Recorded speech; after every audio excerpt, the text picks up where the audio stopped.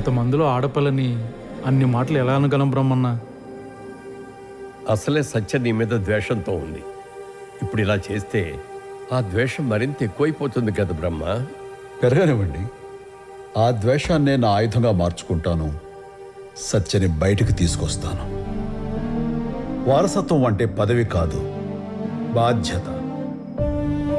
నిప్పుల కొలువులో కాలితేనే ముడి బంగారం ఆభరణం అవుతుంది. గొంగళి పురుగులా నలుగురిలో అవమానపడ్డాకే అది సీతకోక చిలుకలా మారి ఎగరగలుగుతుంది. తప్పదు. రేపు సత్యకు ఇది యాసిడ్ టెస్ట్. సత్య పీకేఆర్ గారు కూతురు. ఆ హోదా చాలు తనకి.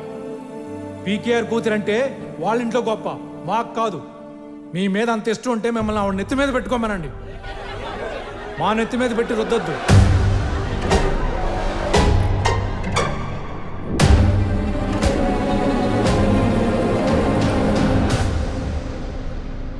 నేనిక్కడ నిలబడ్డానికి, మాట్లాడడానికి నా అర్హత ఏంటి అని కొందరు అనుమానపడుతున్నారు.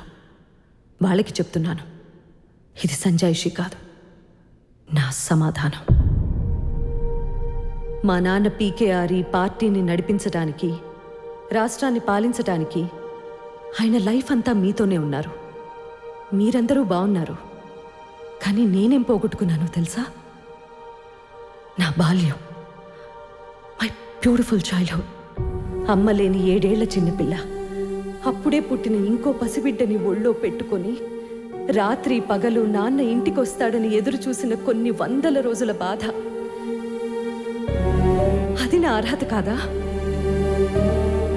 మన పార్టీ, మన జనం భగవద్గీతలా భావించే గొంతు లేని వాళ్ల గళం అనే పుస్తకాన్ని మా నాన్న నాకు చెప్తూ ఉంటే ప్రతి అక్షరమూ రాసింది నేను.